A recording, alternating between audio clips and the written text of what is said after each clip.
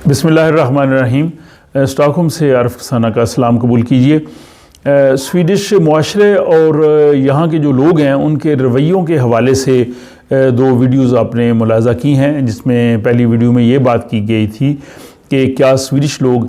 गैर मुल्कियों से या दूसरे लोगों से हसद करते हैं, और दूसरी वीडियो ये थी कि क्या स्वीडिश लोग मुतअस्सिब हैं और यहाँ पे तासुब की सूरत हाल क्या है। अब हम बात करेंगे कि क्या स्वीडन में जो है वो दूसरों को इम्तियाजी सलूक का सामना करना पड़ता है, या स्वीडन में इम्तियाजी सलूक के हवाले से क्या सूरत हाल है, यानी डिस्क्रिमिनेशन जो है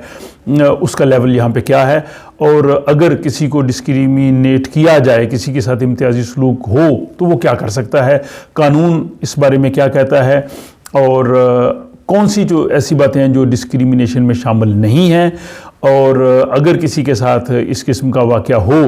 तो उसके लिए उसको क्या तरीक़ाकार अपनाना चाहिए और उसको इससे क्या जो है वो वापस मिल सकता है। ये एक तफसीली बातचीत होगी, लेकिन आज की जो नशिस्त है इसमें हम पहले ये बात करेंगे कि स्वीडन के कानून के मुताबिक डिस्क्रिमिनेशन किसे कहते हैं, डेफिनेशन क्या है। तो सबसे पहली तो बात यह है कि क्या यहाँ पे स्वीडन में इम्तियाजी सलूक का सामना लोगों को करना पड़ता है, क्या यहाँ पे डिस्क्रिमिनेशन होती है। तो इसका मुख्तसर जवाब है यस, हाँ, इसीलिए कानून मौजूद है। अगर डिस्क्रिमिनेशन ना हो तो ज़ाहिर है फिर कानून की ज़रूरत नहीं है। यहाँ पे जो है वो इस हवाले से मोहतसब का इदारा मौजूद है, ombudsman, जो उन केसेस को देखता है। यहाँ पे अदालतों में केसेस जाते हैं और उन पे फैसले होते हैं। तो इम्तियाजी सलूक जो है वो बिल्कुल होता है और ये तकरीबन हर मुआशरे में होता है, ये सिर्फ स्वीडन में नहीं है। और लेकिन यहाँ पे हुकूमत ने एक कानून बनाया हुआ है जिसके तहत अगर किसी के साथ इम्तियाजी सलूक हो तो उसकी जो है वो मदद की जाती है, उसका अज़ाला किया जाता है। तो सबसे पहली चीज़ यह है कि इम्तियाजी सलूक जो है वो किसे कहते हैं, डिस्क्रिमिनेशन स्वीडन का जो कानून है, लॉ है, उसके मुताबिक क्या है। तो ये है कि अगर किसी को उसकी जिन्स की बुनियाद पे, उसकी रंग और नस्ल की बुनियाद पर, उसके मज़हब की बुनियाद पर, अगर उसने किसी किस्म के कपड़े पहने हुए हैं, या उसकी जो जिस्मानी साख्त है, या उसका जिनसी जो रवैये हैं, या उसकी उम्र है, अगर इन किसी भी हवाले से किसी का मजाक उड़ाया जाए, किसी की जो है वो तज़हीक की जाए और किसी को इम्तियाजी सलूक का जो है वो निशाना बनाया जाए तो वो उसमें आ जाता है। तो इस मुआशरे में ये बहुत सी आम चीज़ है। हमारे मुआशरों में, बर्र-ए-सग़ीर के मुआशरे में बहुत सी चीज़ें ये आम है, वहाँ पे हम इन चीज़ों का ख्याल नहीं करते। मुझे बात याद आई, जब हम यूनिवर्सिटी में पढ़ते थे तो हमारे साथ कुछ अफ्रीकी स्टूडेंट भी थे। तो हमारे एक टीचर थे, जब हम वो क्लास में अटेंडेंस होती थी तो उसमें हम पेपर पे नाम लिखते थे अपने, तो वो बाज़ औक़ात एंड पे वो कहते थे काले का नाम ही लिख लेना जड़ा बैठा है। तो वहाँ पे हम इस चीज़ को महसूस नहीं करते थे। लेकिन अगर स्वीडन की किसी यूनिवर्सिटी में हो तो वो जो है वो बहुत बड़ा जो है वो जुर्म है और इसकी सज़ा हो सकती है। तो ये पहली चीज़ तो मैंने आपको बताई कि डिस्क्रिमिनेशन किन चीज़ों में आती है। अब इसकी मैं आपको मिसालें दूंगा जिससे आपको ये वाज़े हो जाएगा कि कौन कौन सी ऐसी सूरत हाल है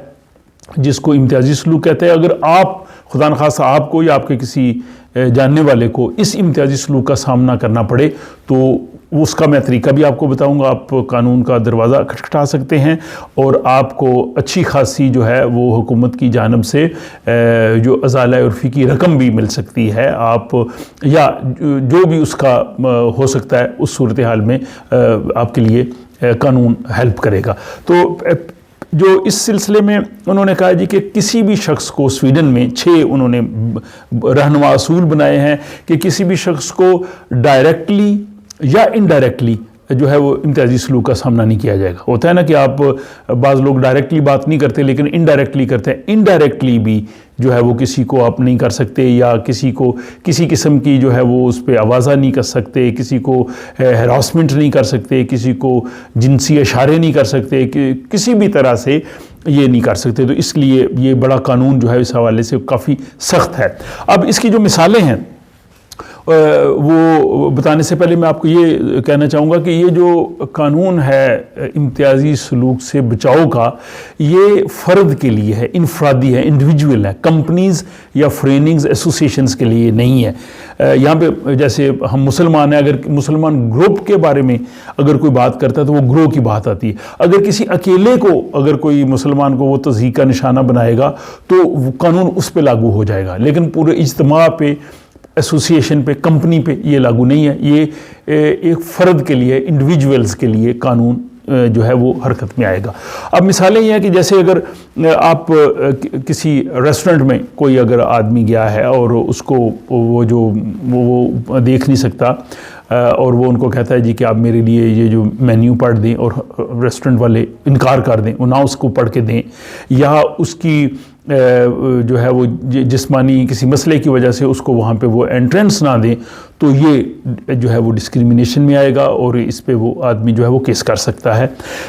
اس کے بعد یہ ہے کہ اگر کسی جاب پہ جو وہ ادارہ ہے یا جو باس ہے وہ کسی کو کم تنخواہ دیتا ہے اور کسی کو زیادہ دیتا ہے اور اس کی بنیاد صرف وہ جنس کی وجہ سے رکھتا ہے، تو وہ بھی جو ہے جنس کی بنیاد پہ، سیکس کی بنیاد پہ جو ملازمین ہوتے ہیں ان کی تنخواہوں میں فرق نہیں کیا جا سکتا۔ اگر کوئی کرے گا تو وہ اس کا جرم ہے۔ اس کے بعد ایک صورت یہ بھی ہے کہ اگر جو کسی ملازمت پہ جو باس ہے وہ کسی کے ساتھ جنسی اشارے کرے یا جنسی طور پہ کسی کو چھیڑنے کی کوشش کرے، ڈائریکٹلی انڈائریکٹلی کسی طرح سے بھی، جو آوازیں کسے یا کوئی اشارہ کرے یا کسی کو ہاتھ لگائے، تو وہ بھی جو ہے وہ اس میں ہراسمنٹ میں آتا ہے، وہ بھی اس میں ڈسکریمنیشن میں آتا ہے۔ پھر یہ ہے کہ اسکول میں اگر ٹیچر کسی اسٹوڈنٹ کو اگر کسی نے اسکارف لیا ہوا ہے تو وہ اس کو تنگ کرے، ٹیز کرے، مذاق کرے، نشانہ بنائے، تو وہ بھی جو ہے وہ ہراسمنٹ میں آتا ہے اگر کسی کو اس بنیاد پہ، اور یہ کسی اور جگہ پہ بھی ہو سکتا ہے، اگر کسی جاب پہ بھی کسی نے جو ہے وہ کیا ہے۔ یہ جو میں چیزیں بتا رہا ہوں یہ سویڈن میں رہنے والے تمام لوگوں کو یہ حقوق حاصل ہیں، خواہ وہ یہاں کے سٹیزن ہیں، خواہ وہ ورک پرمٹ پہ ہیں، خواہ وہ اسٹوڈنٹس ہیں، ایون کوئی اگر اسائلم پہ بھی ہے، اگر وہ سویڈن میں رہ رہا ہے تو ایز اے سویڈن میں رہنے کی وجہ سے اس کو یہ قانون جو ہے وہ ہیلپ کرتا ہے۔ تو اس کے لیے ضروری نہیں کہ نیشنلٹی ہو، کوئی بھی جو سویڈن میں کسی طرح سے بھی لیگلی رہ رہا ہے، اگر بلکہ اگر کوئی وزٹر آیا اگر اس کے ساتھ بھی اس طرح کا مسئلہ ہوا ہے تو وہ بھی قانون کا دروازہ کھٹکھٹا سکتا ہے، کیونکہ لاء سب کے لیے برابر ہے۔ اس کے بعد ہے کہ اگلی صورتحال یہ ہے کہ اگر کوئی ڈینٹسٹ جو ہے، وہ دانتوں کا ڈاکٹر جو ہے، وہ اگر کوئی شخص، کوئی مرد جو ہے وہ عورتوں والے کپڑے پہن کے جائے اور اس کا وہ مذاق اڑائے اور اس کو وہ کہ جی کہ میں نے تمہارا ٹریٹمنٹ نہیں کرنا، تو وہ بھی ڈسکریمنیشن میں آتا ہے۔ مجھے یاد ہے کافی عرصہ پہلے ایک ڈینٹسٹ تھا، اس کے پاس 2 لڑکیاں گئی تھیں جو یہاں پہ اس معاشرے میں ہے، وہ جو ایک جوڑے کی صورت میں رہتی تھی، تو اس ڈینٹل ڈاکٹر نے پوچھا کہ تم میں خاوند کون ہے، بیوی کون ہے، تو اس پہ اس کو لاکھوں کراؤن کا جو ہے وہ جرمانہ کیا گیا تھا اور اس نے معافی مانگی تھی۔ تو یہ اس بنیاد پہ کوئی کسی کو نہیں کہہ سکتا۔ ایک امتیازی سلوک کی صورت یہ بھی ہو سکتی ہے کہ کسی فیکٹری میں اگر وہ کہیں جی کہ ہمیں جو ہے وہ اس قد سے چھوٹے بندے ہم نے نہیں رکھنے، ہمیں لمبے قد والے لوگ چاہیے، تو اگر قد کی بنیاد پہ وہ انکار کرتے ہیں کسی کو جاب دینے میں، تو وہ جو ہے وہ بھی اس امتیازی سلوک میں آئے گا، یہ بھی ایک جرم ہے۔ اور پھر یہ بھی ہے کہ اگر جو دفتر روزگار ہے اس میں جو لوگ کام کرتے ہیں، جو آپ کی ہیلپ کرتے ہیں، اگر آپ بے روزگار ہوں تو وہاں پہ اگر جنس کی وجہ سے کسی کو امتیازی سلوک کا نشانہ بنایا جائے، مذاق کیا جائے، یا آپ کو وہ ہیلپ نہ کرے، تو وہ بھی اس ڈسکریمنیشن میں آئے گا۔ اور پھر یہ بھی ہے کہ اگر کوئی خاتون جو ہے اس کو جاب ملتا ہے، وہ کام کر رہی ہے، اور یہاں پہ عموماً سویڈن میں پہلے 6 مہینے جو ہوتے ہیں اس کو پروف پیریڈ کہتے ہیں، تاکہ اس میں جو ہے ٹرائل پیریڈ کہتے ہیں، جس میں وہ دیکھتے ہیں کہ یہ ہمارے کام کے مطابق ٹھیک ہے یا نہیں۔ اور اس اگر جو ٹرائل پیریڈ ہے اس میں اگر خاتون جو ہے وہ حاملہ ہو جائے اور جاب والوں کو پتہ چل جائے کہ یہ حاملہ ہو گئی ہے، اور اس بنیاد پہ وہ اس کو جاب نہ دیں، آگے اس کا ختم کر دیں، تو یہ بھی ڈسکریمنیشن میں آتا ہے۔ وہ ایسا نہیں کر سکتے، کوئی اور ریزن ہو تو الگ ہے، لیکن اگر صرف ریزن یہ ہو کہ وہ حاملہ ہو گئی ہے اور ظاہر اس کے بعد اس نے چھٹی لے گی، یہ چلی جائے گی پیرنٹل لیو پہ، تو اس کو جاب نہیں دیتے، تو یہ بھی ایک جرم ہے، وہ نہیں ایسا کر سکتے۔ اس کے بعد یہ ہے کہ اگر جو ہے وہ اگر کسی جگہ پہ آپ غیر ملکی ہونے کی وجہ سے اگر آپ کو صرف انٹرویو پہ نہ بلایا جائے، اگر آپ کسی جاب کے لیے اپلائی کرتے ہیں اور آپ کا نام کی وجہ سے ظاہر پتہ چل جاتا ہے، تو اگر آپ کو یہ آپ سمجھتے ہیں کہ میری جو شارٹ لسٹنگ نہیں ہوئی اور مجھ کو کام اس لیے نہیں دیا جا رہا کہ میں غیر ملکی ہوں، تو یہ بھی آپ جا سکتے ہیں۔ اور ایک اور صورت یہ ہے کہ اگر کوئی عمر رسیدہ شخص بینک سے جو ہے وہ قرضہ لینے کی کوشش کرے اور بینک صرف اس وجہ سے اس کو قرض نہ دے کہ تمہاری عمر زیادہ ہے، تو یہ بھی ڈسکریمنیشن میں آتا ہے۔ تو یہ میں سمجھتا ہوں کہ بہت ہی اہم ویڈیو ہے۔ آج ہم نے یہ بات کی ہے کہ ڈسکریمنیشن کہتے کسے ہیں اور کون سی 6 صورتیں ہیں حکومت چاہتی ہے کہ وہ ڈسکریمنیشن امتیازی سلوک نہ ہو، اور اس کی ایگزامپلس کیا ہیں۔ اب آئندہ آنے والی ویڈیوز میں اس پہ ہم تفصیل سے بات کریں گے کہ اگر کسی کے ساتھ ہو جائے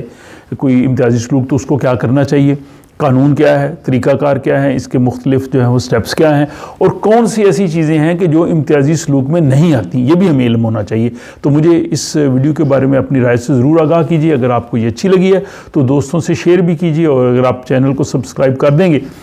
تو آئندہ آنے والی جو بہت ہی امپورٹنٹ ویڈیوز ہیں اسی سلسلے میں اور معلوماتی، تو وہ بھی آپ کو دیکھنے میں ملتی رہیں گی۔ اپنا خیال رکھیے گا اور مجھے اجازت دیجیے۔ خدا حافظ۔